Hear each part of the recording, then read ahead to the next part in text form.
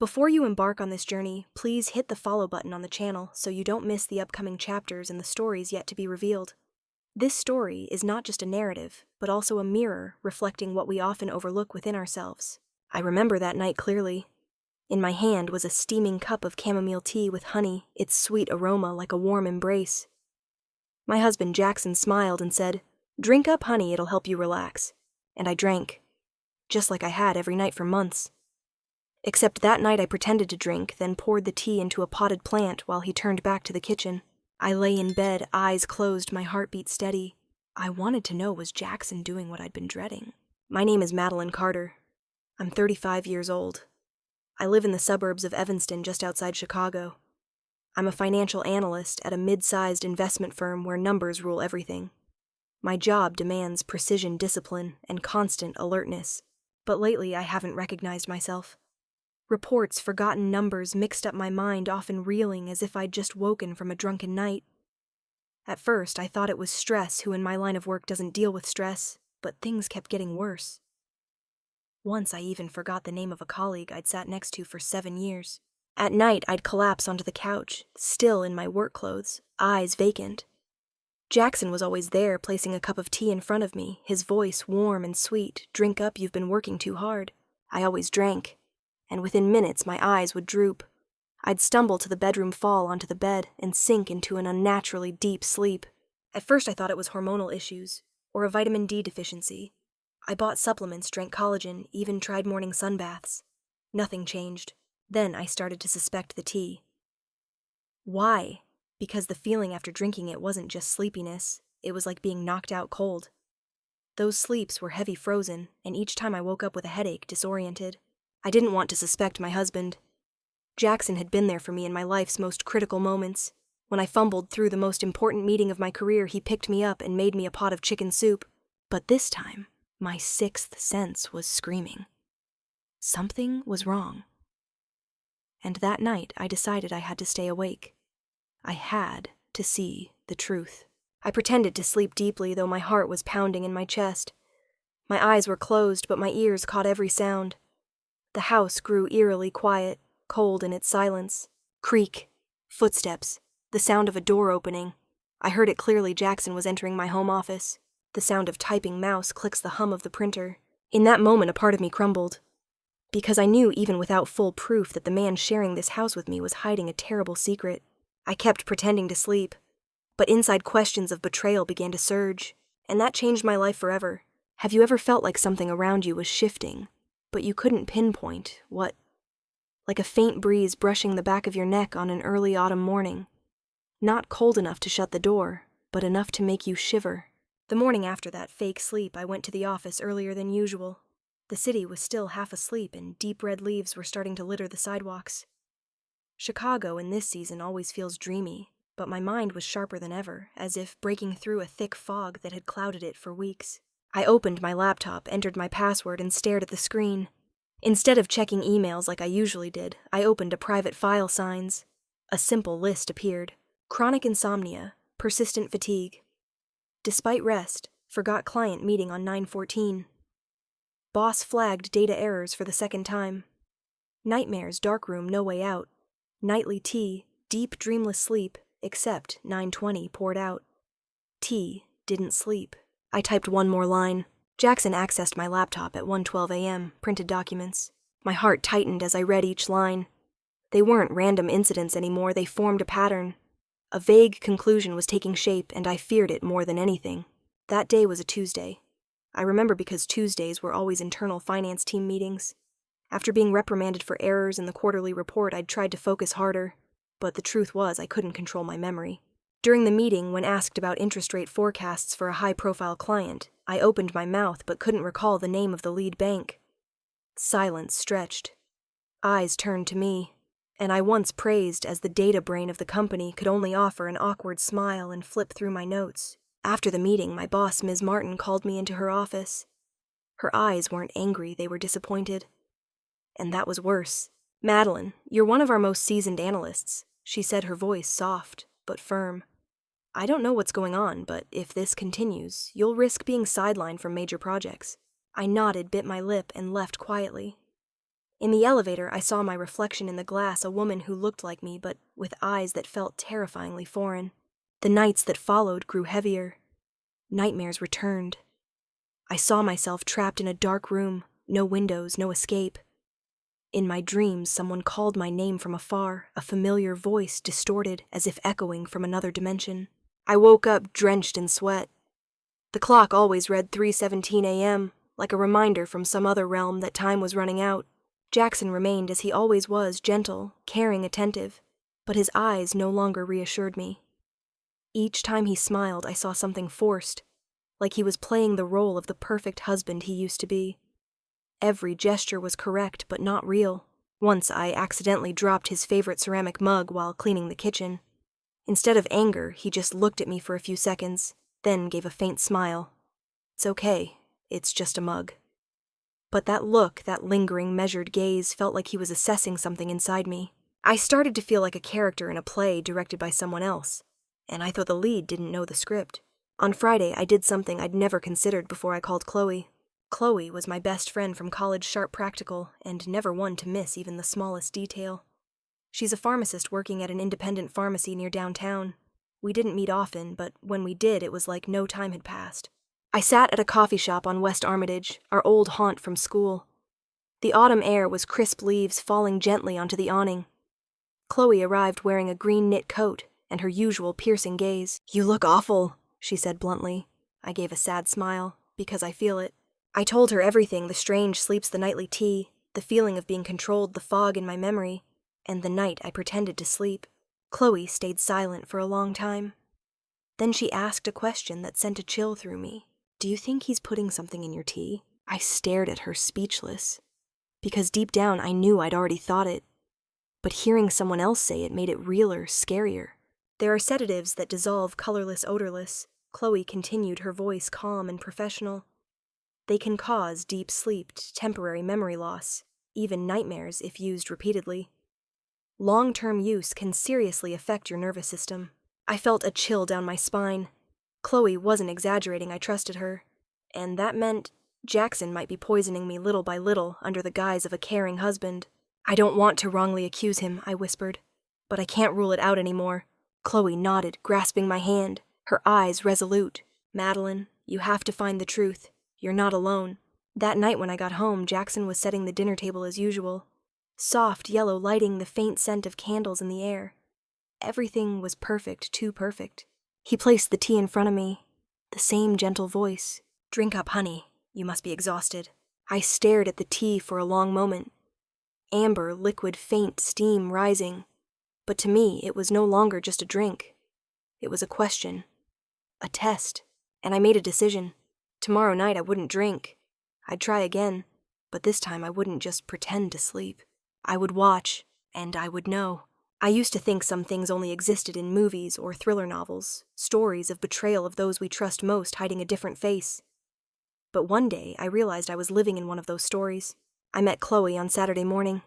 The early autumn air was chilly. I wore a thin coat, a scarf, and sunglasses not for the sun, but because I didn't want the world to see my dark, tired eyes. We met at the coffee shop next to the pharmacy where Chloe worked. A tiny, cozy place with wide glass windows overlooking a park scattered with red leaves.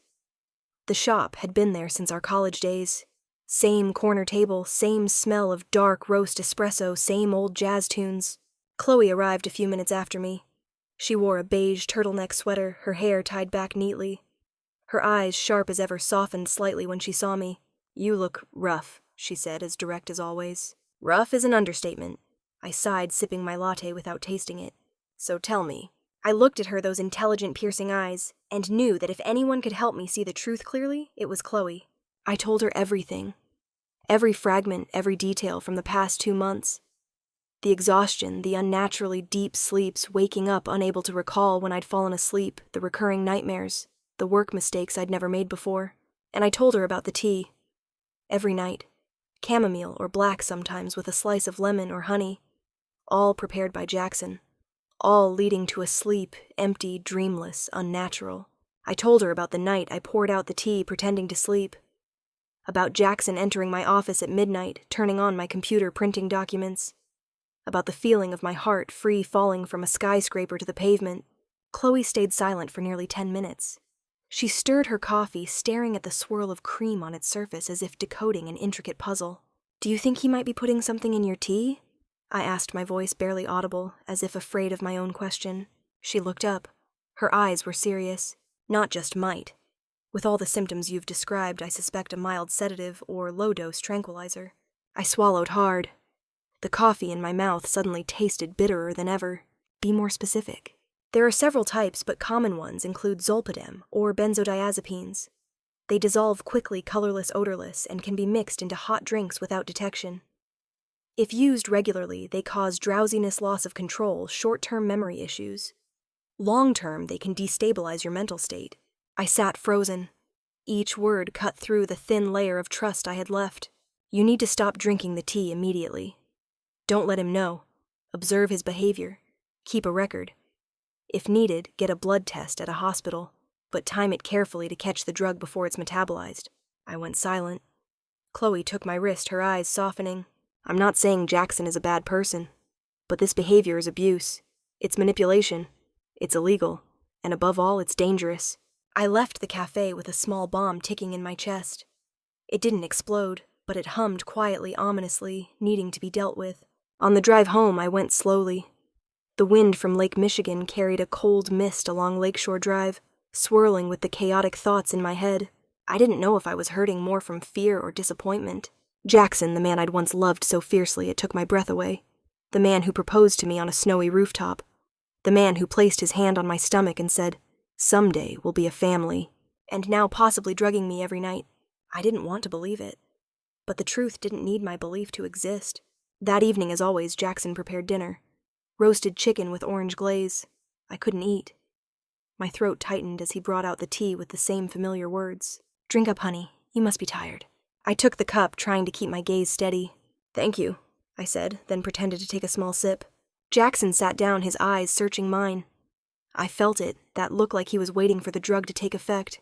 I stood and walked to the window. Cold air seeped in. I shivered, clutching the tea as if to warm my hands. Then, with the most natural motion I could muster, I tilted the cup, letting the warm liquid soak into the small lavender plant on the windowsill. I returned to the table, placed the empty cup on its saucer, and looked at Jackson. I smiled lightly. An early night might do me good. He nodded, his eyes relaxing as if satisfied with the tea's effect. I went to bed, but this time I didn't sleep. I waited. The clock struck 11:48. The house was silent. I heard soft footsteps on the wooden floor. Jackson tiptoed through the living room. I held my breath. He entered my office. The door was left slightly ajar. I slipped out of the blankets, moving like a shadow, and followed him down the hallway. Through the door's crack, the blue light of my laptop screen reflected on his face, angular, focused, cold. He was accessing my email. Downloading contract files, plugging in a USB, copying documents. I stood there trembling. Not just from the cold. Because this wasn't suspicion anymore. This was the truth. Jackson wasn't just drugging me, he was exploiting me. Night after night, bit by bit, I returned to my room. My heart pounded, but my mind was clear. Coldly clear. Tomorrow I'd call Chloe. I needed a plan. Not just to leave this place, but to face the truth undeniably. There's a moment in life when you know nothing will ever be the same. It's not loud. No thunderclaps. Just a breath that lasts a little longer. A glance that lingers a second too long. And then you can never go back. That evening I placed my phone face down on the kitchen table and looked up at Jackson arranging flowers in a tall glass vase. The soft yellow light reflected off his forehead, casting a familiar warmth. The kitchen smelled of cinnamon and vanilla, cozy and perfect. But to me it felt suffocating. "Here's your tea," Jackson said, gently placing the cup in front of me. Chamomile, a thin slice of fresh orange, a small spoon of honey. Exactly like every night. Eerily precise. I smiled, taking the cup. My palms were ice cold. "Thank you," I whispered, then pretended to sip as I'd practiced. When Jackson turned back to the kitchen, I stepped to the living room window. From the 9th floor, the city lights below sparkled in streaks. I tilted the cup slightly, letting the warm liquid seep into the wilting lavender plant on the sill. No smell, no trace. Just the warm glaze of the empty cup. I returned, placing the empty cup on the table, feigning ease.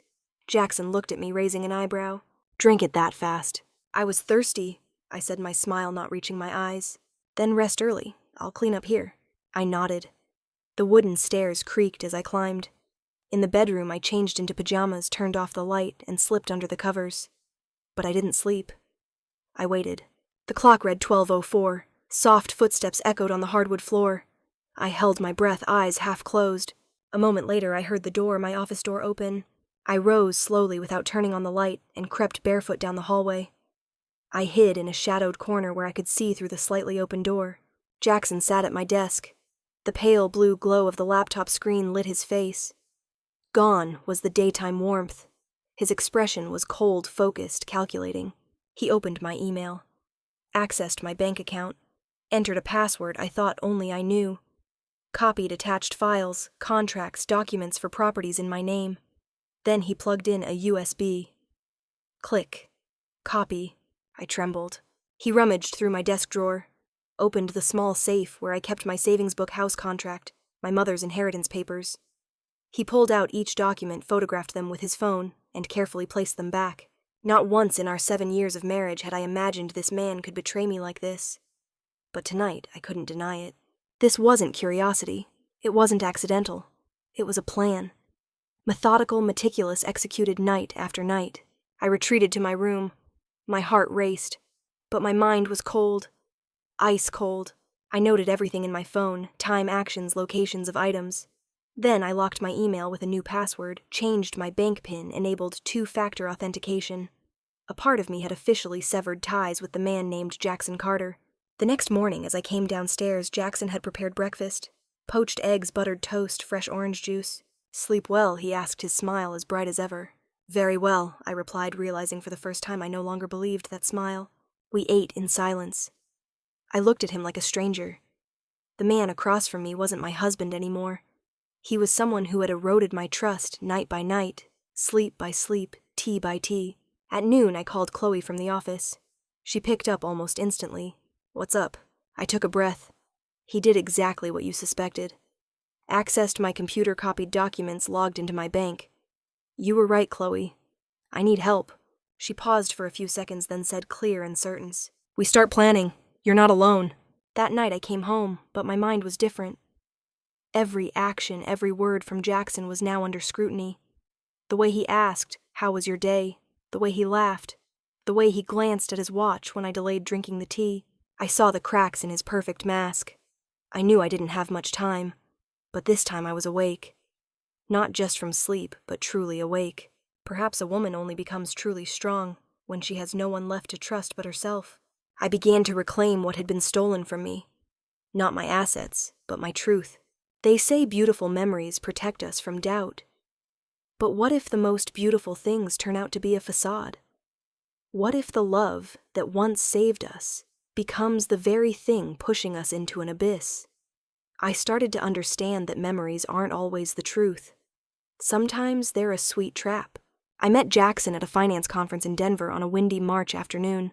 He stood out in that room not just because of his well-fitted suit or the way he spoke to the waitstaff like they were partners. It was his eyes.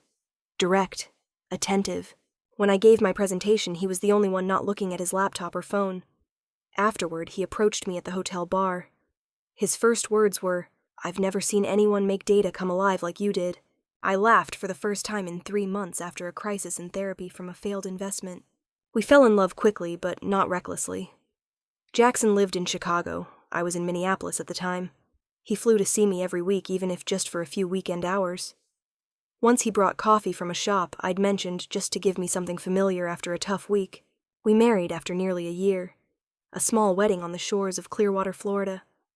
The sea breeze tangled my hair as he held my hand and read his vows in a voice hoarse with emotion. I thought if anything was eternal, it was that moment. Jackson was there through many crises. When I was suspended from work over a mistake that wasn't mine, he was the only one who believed in me. When my mother died of cancer, he stayed at the hospital for 3 nights, holding my hand instead of offering empty platitudes. He once wrote me a handwritten note slipped into my wallet before a regional director interview. "You don't need to shine, just be you. That's enough to make everything around you better." So, when I started suspecting tracking him thinking the unthinkable, most of all, I wasn't afraid of the truth. I was afraid I'd trusted the wrong person. But trust once broken can never be fully restored, especially when I saw him enter my office like a thief. No worse than a thief. A thief takes what isn't his. Jackson, he knew exactly what was most valuable to me, and he took it without hesitation. I wondered, the man who placed his hand on my stomach and spoke of a child, was that really him? The man who stayed up with me during sleepless nights of work stress, was that him? The man who held my hand on the beach saying, "Even if you lose everything, you still have me," was he real, or just a draft for the role he's playing now? Chloe told me that manipulators are often skilled at crafting personas. They don't lie entirely, they tell half-truths, and they let you fill in the rest. Perhaps that's what hurt most. The most beautiful parts of me had built trust in him. I started revisiting the signs I'd ignored, the business trips he took without showing me tickets, the vague financial emails I'd glimpsed, the subtle shifts in his expressions, his glances, and most importantly, the way he looked at me after each tea. Not love, expectation, like a handler waiting for the animal to settle. I sat at my desk staring at our wedding photo. I was smiling brightly. Jackson was looking at me, a look I once thought was love, but now I wasn't sure. I turned off the screen. Memories were the one thing he hadn't touched, but I wondered how much of them were real. I didn't cry. I'd passed that stage. Now I learned to accept that two things could coexist: memories that once felt true, and a man who was now very different. The memories weren't false. It was him who'd changed. Or perhaps he was never the man I believed. That night I went to bed early. No tea, no goodnight wishes from him. I locked the bedroom door, plugged in my phone, logged every event in an encrypted app. I began mapping his actions, dates, times, cross-referencing with bank transactions, home cameras. I sent the files to Chloe. She'd keep a copy somewhere safe. Tomorrow I'd meet a lawyer. Not to sue yet, but to know my rights, to prepare. I'd once chosen trust. Now I chose clarity. Love isn't about abandoning reason. It's about seeing the truth and still daring to protect yourself. I turned off the light. In the darkness, I saw only myself. And for the first time in months, I felt unafraid. I called Chloe on a cloudy Monday morning. The call was brief, no fluff. I recounted everything I'd seen the previous night: Jackson opening the safe, copying documents, photographing property contracts, logging into my bank account. I sent her the audio I'd recorded in my office, the video from a mini camera I'd hidden in a bookshelf corner, undeniable evidence. Chloe was silent for a few seconds, then said, "You need to see a lawyer. Today." That afternoon, I visited the office of attorney Roberto Marquez, a family friend who specialized in civil law and asset protection.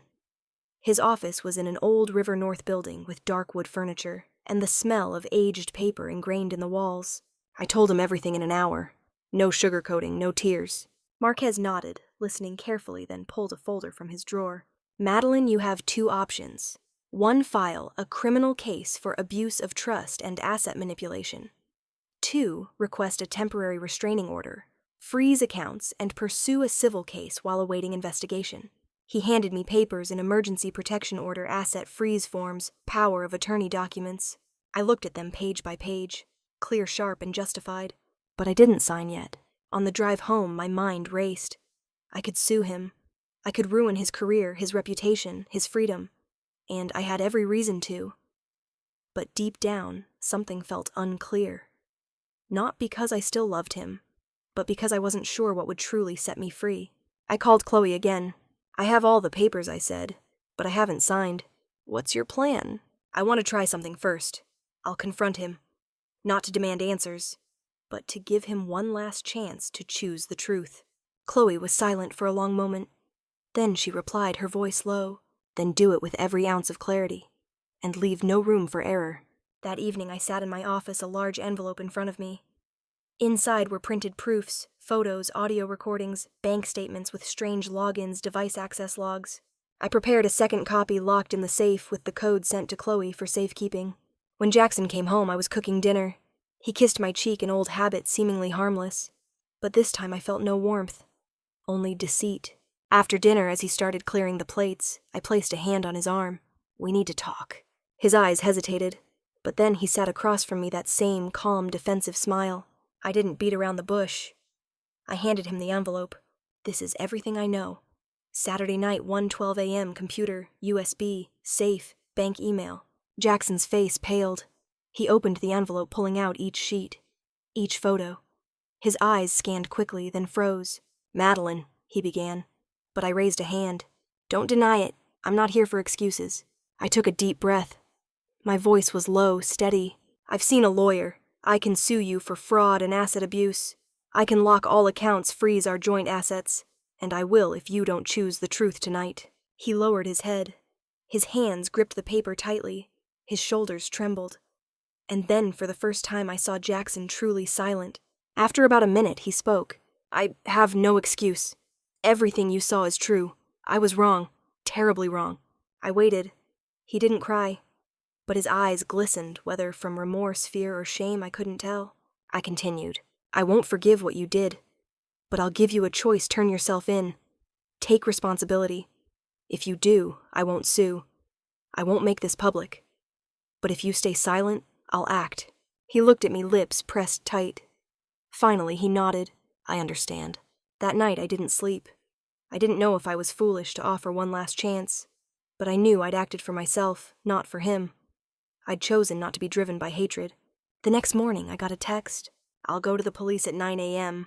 I'll confess everything. Thank you for not pushing me off the cliff." I read the message feeling neither joy nor sorrow, just a small sense of peace, like exhaling after holding my breath too long. I called Marquez, saying I'd hold off on filing. Then I called Chloe. I did it, confronted him. No yelling, no tears. She laughed through the phone. "You chose the harder path, but it's the one few regret." That night I stood by the window, watching the city sink into sleep. Part of me was still broken, but the stronger, clearer part was being rebuilt. I didn't need him to fall. I just needed to stand firm. That evening my kitchen was eerily quiet. No sound of chopping vegetables, no smell of sautéed onions, no radio playing our favorite jazz playlist. Just the faint hum of the fridge and the ticking clock reminding me that time moved on for everyone. I sat at the head of the table. Before me was a thick folder, a large envelope, a USB drive, and a small gray-green notebook. All neatly arranged like evidence for a trial, except the defendant sat across from me in a gray sweater, hands on the table, as if nothing was about to happen. Jackson had just finished clearing the dishes, wiping his hands on a kitchen towel. When he saw I hadn't touched my food and kept my eyes fixed on him, his brows furrowed slightly. "What's wrong, honey?" I didn't answer immediately. I pushed the folder toward him. "Read it." He looked at me for a few seconds, then opened the envelope. Inside were bank statements with unfamiliar logins, screenshots from my laptop at midnight, copied documents, camera images, audio of mouse clicks and the safe opening. I watched his eyes as he flipped through each page. No anger, no arguments. I just observed, waiting to see how long it would take for the mask to crack, and it did subtly, but clearly. A slight tremble in the fingers holding the paper. A forced swallow. A quick glance toward the window as if calculating an escape. "I can explain," he finally said, his voice, hoarse, eyes still on the papers. "No need," I cut in, gentle but firm. "I'm not here for excuses. I'm here for you to listen." I sat up straight, hands on the table, eyes locked on his. "I could take you to court. I have all the evidence. I've seen a lawyer. I know the law. I know my rights." I paused for a beat. My voice lowered, almost a whisper. "But I'm choosing a different path. I'm choosing not to seek revenge. I'm giving you one last chance to take responsibility." The air thickened heavy as frozen honey. Jackson looked at me, lips pressed tight. His eyes twitched slightly as if fighting back tears. But he said nothing. We sat there silent in the kitchen, once the warm heart of this home, now where the truth was laid bare. "Why?" he finally whispered, barely audible. "Why aren't you doing it?" I didn't know how to answer. Was it because I wanted to be noble? No, because I was weak, far from it. I breathed slowly, then said, "Because I don't want my life defined by your betrayal." He lowered his head, and then, as if a wall inside him collapsed, he began breathing heavily. His hands covered his face, shoulders shaking. "I was wrong," he said through his fingers. "I lost control. At first it was just a few times, a few logins out of curiosity. I thought I could handle it, that I was just taking information, not doing anything bad. But then," he looked up. His eyes were red. "Then I got used to it, used to the feeling of control. And I knew I was losing you every night, but I couldn't stop. A wave of dizziness hit me. Not from pain, but because the truth touched a raw nerve. Jackson wasn't just a liar. He was addicted to power, to manipulation, and I had become his drug. We sat in silence for a long time.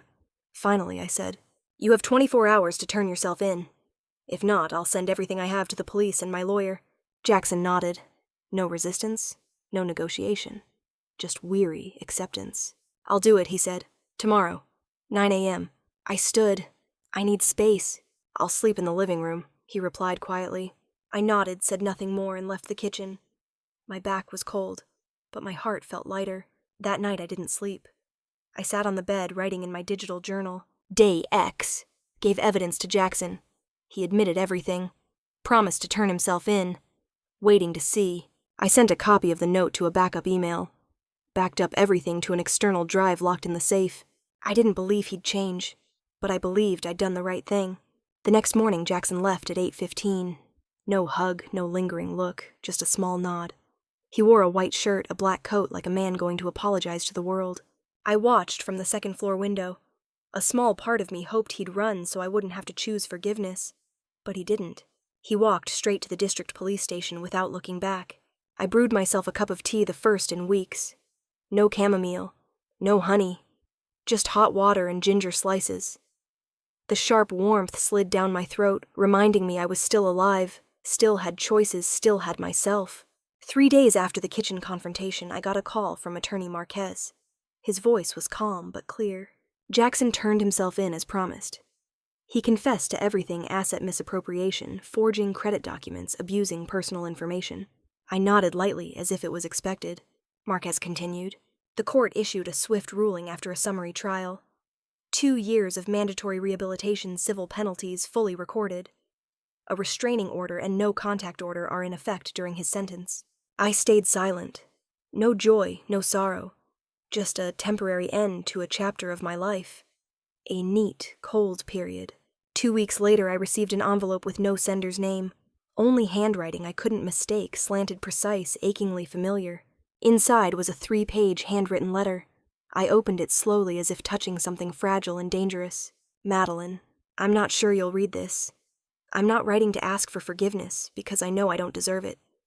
I just want to tell for the first and maybe only time the full truth from my side. I read in silence. Each word brushed against the unhealed parts of my memory. The letter wasn't flowery or dramatic. Just a raw stream of what he'd hidden for years. It started with debts from a failed investment 3 years ago, a fund I didn't tell you about. I thought I could recover, but the more I tried, the deeper I sank. Each new loan to pay off the old, I told myself just one more time. But one more time became dozens. Then I started looking at your assets, things we built together, but legally yours. I crossed the first line by opening your email. I paused, taking a deep breath. What I'd suspected was now confirmed in his own words. I know you feel betrayed, and you have every right to. But what's worse is I didn't even realize who I'd become. A man who once loved you so much, he swore never to hurt you. Now the reason you lost sleep, lost trust. I manipulated you in every sense, from words, gestures, to the nightly tea. I kept convincing myself as long as you didn't know I was still a good husband. But that was a lie. I folded the letter. My heart felt squeezed. A lie, but not sugar-coated. At least this time he wasn't running from himself. I brewed a cup of black tea. No sugar, no honey. I hadn't touched chamomile since the night I learned the truth. The tea's bitterness matched my emotions, hard to swallow, but real. I opened the letter again, reading to the end. You once told me forgiveness is a form of freedom. I'm not asking for it. I know I'm not worthy. But if one day you can see me not just as a betrayer, but also as someone who once loved you truly, then maybe I'll know I still have a chance to be human. Wishing you peace always. Jackson. I set the letter on the table next to the white orchid my mother once planted. Outside, the wind was chilly. Autumn was creeping into Chicago. I didn't cry. Not anymore. Reading this didn't weaken me. It made me understand everyone carries an inner journey, sometimes a darkness they haven't dared to face. Jackson had erred, but he'd also chosen to stop. And more importantly, he'd confessed. Forgiveness didn't mean reconciliation. It meant refusing to let that pain control me. That night, I wrote in my journal. Received the first letter. Didn't tear it, didn't burn it. Just read. And remembered. I was no longer the betrayed wife. I was a woman choosing to live awake. The next morning, I went to the neighborhood library. In the quiet room, I opened my laptop and titled a new document, Memories Can Be Rewritten. I began writing not to vilify anyone, but to share with those who'd been lost like me. If my story could help someone realize they deserved to live awake, then what I'd endured wouldn't be meaningless. I returned to work in early November.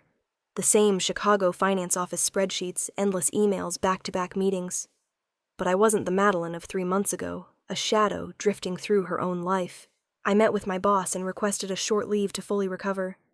Not because I was weak, but because I knew I needed time to heal properly, no rushing, no masking. He looked at me with rare corporate empathy. You've worked tirelessly for 8 years, Madeline. Right now, the most important thing is returning to yourself. Go and come back when you're ready.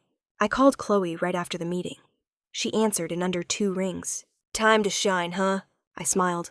Yeah, I'm ready. Chloe and I had dreamed up Wake Up Strong years ago, a support group for women who'd been in toxic relationships, emotionally manipulated or betrayed, but didn't know where to start rebuilding. Back then, we were too busy, and perhaps not experienced enough to truly understand those we wanted to help. Now everything had changed. We found a small space at the Lincoln Park Community Center. A quiet meeting room with warm lighting, a whiteboard, a tea table, and a few potted plants in the corner. Not luxurious, but cozy enough for anyone to feel safe walking in. The first session was on a Friday afternoon. Outside, the air was freezing, the wind sweeping through bare trees. But inside that room, 12 women sat in a circle, each carrying a story, a scar invisible to the eye. I stepped forward.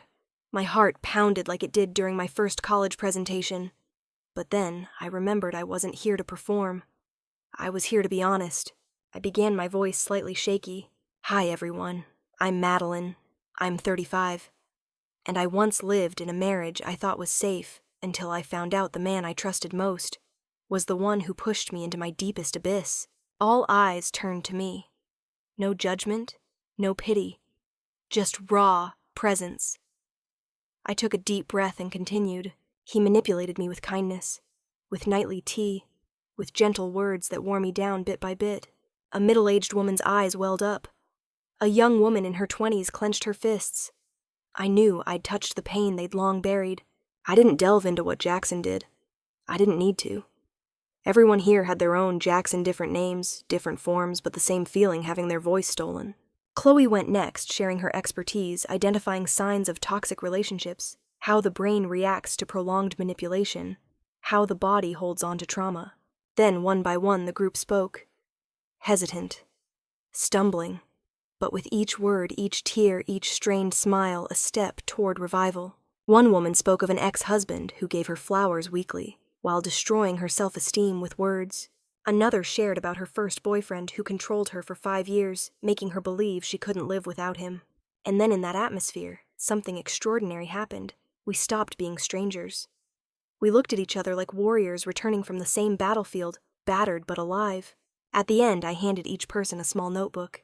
Not to record the pain, I said, but to write what you want to believe in again. I wrote my first line. I'm not broken. I was hurt. And I'm still worthy. The session ended with a group hug. Each person left with brighter eyes than when they arrived.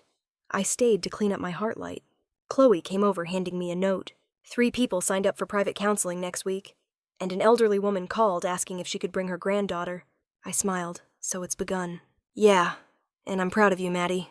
I looked at her eyes misty. Thanks for not giving up on me. Chloe squeezed my shoulder. You didn't give up on yourself, that's what's worth celebrating. That night, I went home and opened my laptop, refining the first draft of the book I'd started after Jackson's letter. I changed the title from Memories Can Be Rewritten to Wake Up Strong, Rebuilding from Where You Shattered. I knew the journey was long. There'd still be sleepless nights. Memories would resurface. But this time, I wasn't walking alone. I never thought I'd become an author. I was a finance person living in a world of numbers, charts, probability equations, not words. But perhaps that's why my story carried a unique weight. No flourish, no literary finesse, just truth clear and uncompromising. The book I wrote was called In My Sleep I Awoke. The title wasn't just a metaphor. It was my truth. I started writing in the early winter nights as the wind howled outside, urging me to recount the entire journey from the nightly tea, the disorienting sleeps, to the silent confrontation in the kitchen. I didn't rush. A few pages each night. but each word was a cut, a piece helping me see myself again. Chloe was the first to read the draft. She called me after 2 sleepless nights of readings. "Maddie, you did it. This isn't just a memoir. It's a map for anyone lost in toxic love." I sent the manuscript to a small publisher specializing in self-help and emotional healing. No high hopes. But 3 weeks later, I got an email from the lead editor with a note. "We've never read a manuscript so heartbreaking and powerful. We want to publish it this spring." The book launched in April, right as plum blossoms bloomed across Chicago's streets. I remember the first day it appeared on e-book platforms, opening the app just to see the cover white text on a soft gray background. Things moved faster than I expected. Within a week, it hit the top 20 most read psychology ebooks, over 4,000 downloads in the first month.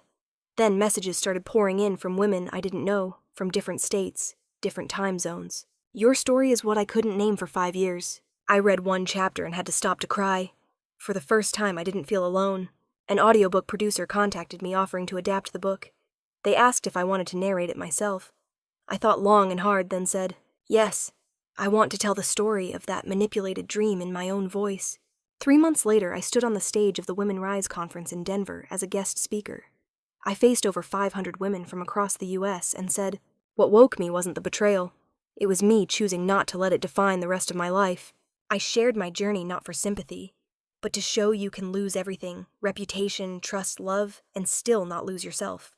I traveled more, spoke at small workshops, universities, community meetups. I met women who'd lived in darkness for 20 years, met girls barely 19 who'd already endured a lifetime of pain. Each time I shared, I saw clearer pain doesn't discriminate by age, race, or profession. But awakening always starts with something small, daring to face the truth. One Saturday evening at a local book fair, an older woman approached. She didn't ask for a signature. She just held the book and said softly, "My daughter reads your book every night before bed. She's learning to trust herself again. Thank you for writing what many don't dare say."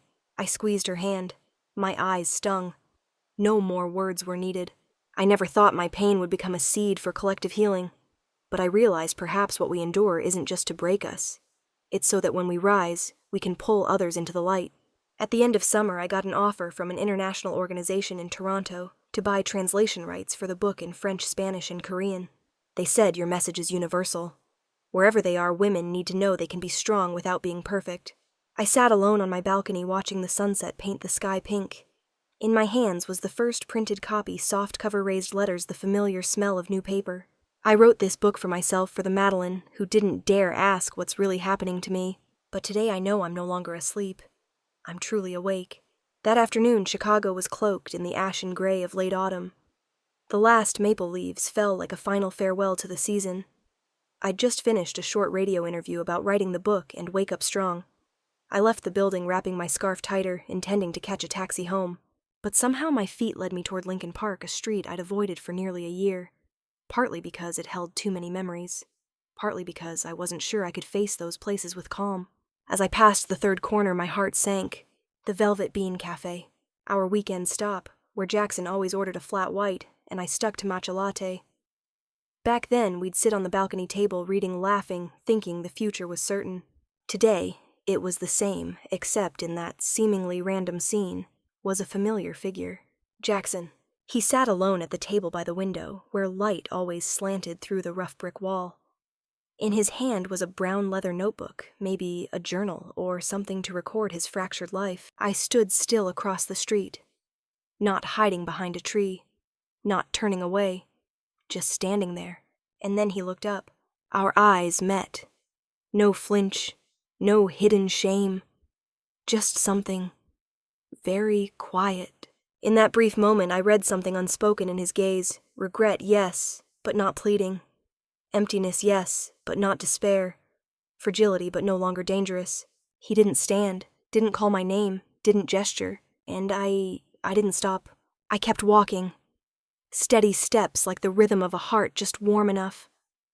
My heart didn't race. No tears fell. No anger or regret tangled within me. One thing I knew, I had nothing left to say.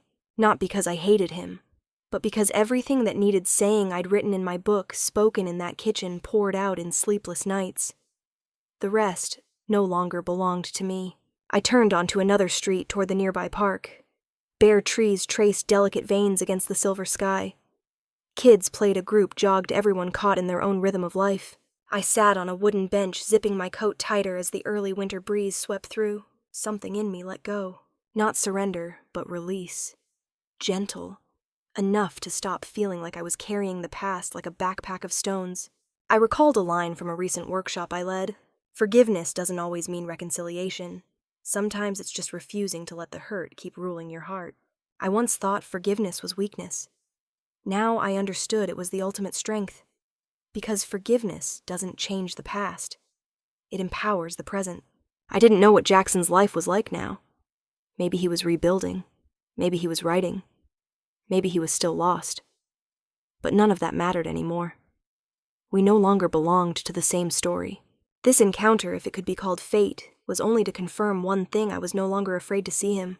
I could look straight, walk on, and smile. On the way home, I stopped by the neighborhood bookstore where they'd just received a new batch of In My Sleep, I Awoke. The owner smiled. Some guy bought 3 copies this week, said they were for friends. I didn't ask for a name, didn't guess, because it didn't matter. That night, I wrote in my journal, saw him, felt nothing that made me want to turn back. Not a painful end, but a completion. I closed the page, looking out the window. The cold wind teased the thin curtains. The sky faded. Another winter was coming, but this time I had my coat. Not because someone brought it, but because I'd learned to weave it myself. The talk took place in New York in a large community arts center auditorium. On the wall was a massive watercolor painting, streaks of blue and purple intertwining like the complex flow of human emotions. I'd just finished sharing about Wake Up Strong, now in 11 states with over 600 women regularly participating. In My Sleep I Awoke had gone to its 3rd printing. Invitations from international organizations arrived weekly. But above all, I no longer saw myself as a victim telling a story. I saw myself as someone living authentically and choosing kindness despite being treated cruelly. The question came from a woman with salt and pepper hair, about 50, slight frame, hoarse voice. Did you forgive him after everything? The room held its breath. I smiled, stepping closer to the stage's edge. The spotlight made every watching eye clear. I let the silence linger, then answered. I didn't forgive him because he deserved it. I forgave because I deserved to be free. A few soft exhales. Some bowed heads, some gripped their chairs. And I knew they understood. I didn't lie and say I'd forgotten. I didn't say everyone should forgive. But for me, carrying hatred only gave the past more power. I'd been hurt, fallen, wanted revenge. But each time I thought of it, I realized I'd become no different from him. And I didn't want to be that person. After the event, I stepped outside. New York's sky was startlingly clear. Trees along the street glowed gold in the early autumn sun. I paused before a mural of a woman with arms spread as if ready to fly. I smiled. Not out of pride, but because I knew I was living a life no longer manipulated. It's been a year since Jackson turned himself in. 3 months since I last saw him through the cafe window. I haven't received another letter from him. And I don't expect to. Forgiveness for me doesn't mean forgetting. Forgiveness is stopping someone else from controlling your emotions, mind, or direction. I returned to the small Chicago office, now the official headquarters of Wake Up Strong. In the meeting room, a group of women sat in a circle. Someone was sharing the moment they realized they were being manipulated. I stood at the door silent. Sometimes presence is enough. Chloe was jotting something in her notebook. When she saw me, she winked. 3 new members in the group today. And 2 signed up as regular volunteers. I nodded lightly. We didn't need to be big. We just needed to be there at the right time, right place, for the right people. That night, I came home late. On my desk was a handwritten letter, no sender's name. I opened it, the slanted, familiar script. I don't expect you to read this. But if you are, thank you. Not for forgiving me, but for not seeking revenge. You taught me that no one should be defined solely by their mistakes. I'm rebuilding. For the first time in my life. For myself. I folded the letter and placed it in a drawer. Not to keep it, but to close it. A month later, I flew to Toronto to open the first international Wake Up Strong branch. The flight was long, but my heart was light. As the plane landed, I posted a short line to my blog. We are not what happened to us. We are how we choose to live after. Life still has tough days.